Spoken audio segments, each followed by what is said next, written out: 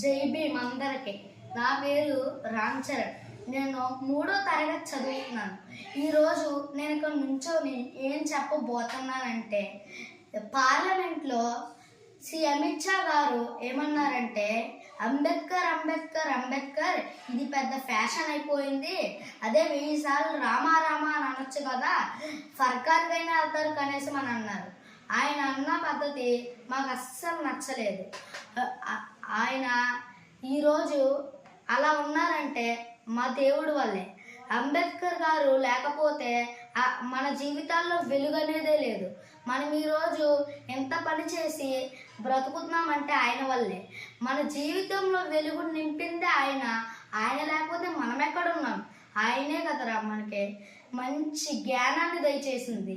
ఇప్పుడు శ్రీ అమిత్ షా గారు మీరు హోంమంత్రిగా ఉన్నారు. అది ఎలాగంటే